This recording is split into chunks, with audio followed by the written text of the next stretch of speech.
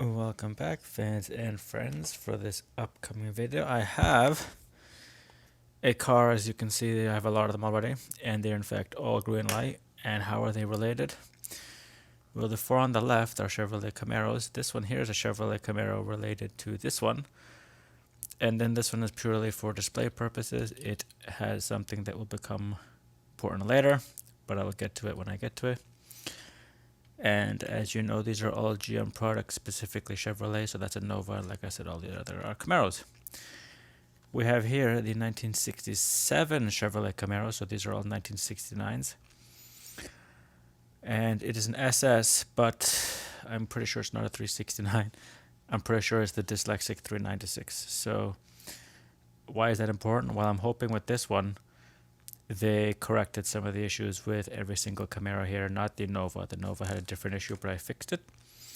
And as we can see already in the package, the hood is misaligned.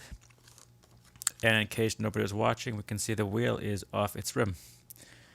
So hopefully I will be able to correct the rim, and the hood thing is simply a matter of lifting it out.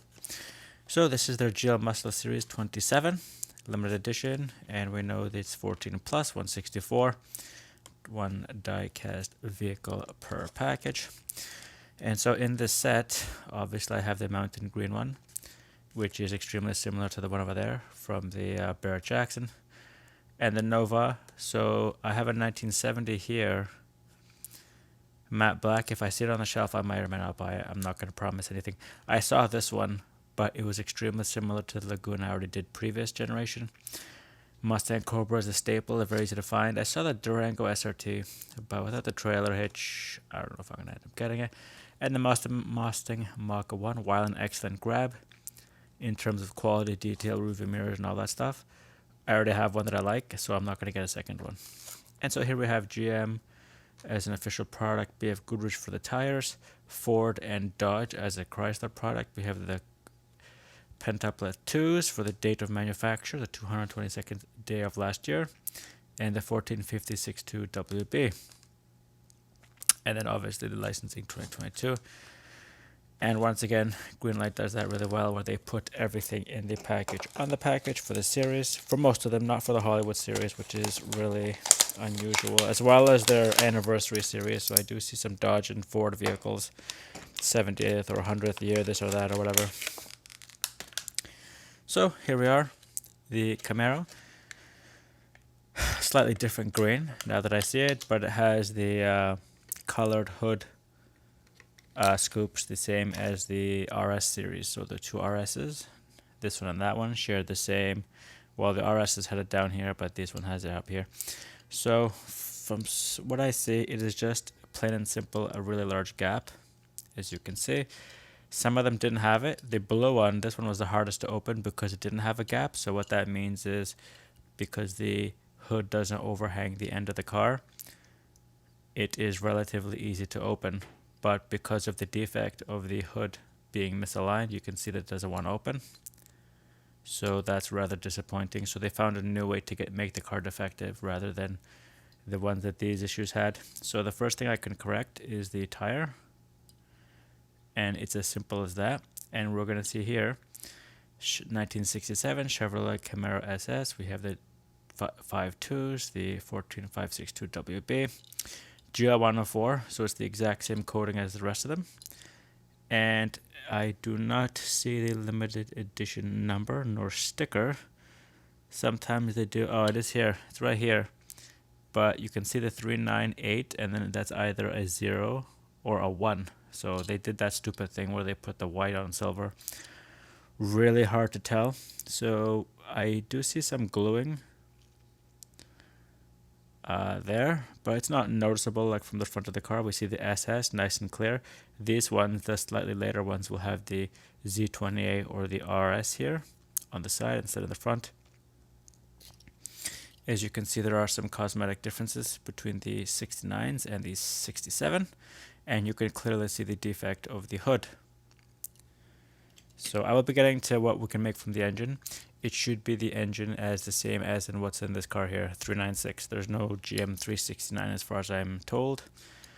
So with the left side, we see the Chevrolet the Camaro, underneath Camaro is the racing, similar to what Corvettes would have. This is the left side of the car, so the gas cap, I believe, is at the back or on the other side. So this is the part that had the most defects for these ones. And as we can see right away, there is another defect, so nothing has changed. For the most part, the rear lights appear to be okay. The SS in the middle is relatively easy to see. We have very small mufflers in terms of related to those other ones. And even these ones with the 5-mile-an-hour bumper didn't look as bad as we have there. But on the other hand, you can see here, they've just continued the same issues they've had earlier. And so just quickly, so this one decided to close the hood. You can see the gap is way less, but it's also supposedly a little bit harder to open. That is just with this Camaro thing. And the other example, the opposite end of that, like the Dodge Chargers I've done, is you have the lip overhang of the hood like that, and then it's relatively easy to open. And that, by the way, is the engine we're looking for. That is the 396, because this is the Nova 396. And how do we know that? Because it says 396 right at the front there. Unfortunately, I don't see it on this Camaro, so you're just going to have to go with what we have. Unfortunately, as we can see the hood, without causing extensive damage to the car, I cannot pry it open. But other than that, painting seems to be okay. We can clearly see into the cabin, more or less. No windows on the side there, but no other major issues. The steering wheel is set a little bit lower than the other ones, so I don't know if that's a deal breaker, but there it is. The same tire issues we have with a lot of other Greenlights. So what you do for other things, you just squeeze it and it'll click if it's fixable. If it's not, then it won't. But so far these do appear to want to roll, so we're going to give it its roll test in about a minute. There's the front splitter. Nice and evenly done, at least. There's no issues with that. And so then here we are. Going to try and take a look at the engine. It looks okay, but you can see the left side of it is a little bit raised. Other than that, it would be nice if the hood opened more. But as we can see, that little clicking is not a good sign, where they've just let the quality control slip, which is disappointing. Like I said, these are all 1969s. You can probably never have enough Camaros, but this one looks really nice. It does look a little bit different than the others, but unfortunately, with that little thing there, what they probably tried to do is either give it a really defective part, or it's just misbehaving, and that's the way they made it. And you see there, what happened is I don't want to crack the windshield there by pulling it too far back, but it is opening a little bit, and you can just see how misaligned it is. So overall, unfortunately, that is, and you see here, I just broke it. So that is the end of this. So unfortunately, now this is a hot rod, not the Camaro 1969 Camaro. And so they have just decided to cheaply make it, and unfortunately I have broken it. So there we have the engine.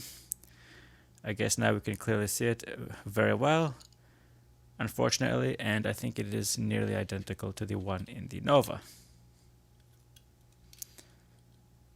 So it is near enough, and it's unfortunate that I broke it, because unfortunately it's not an M2, so I can't do any sort of repairs to it.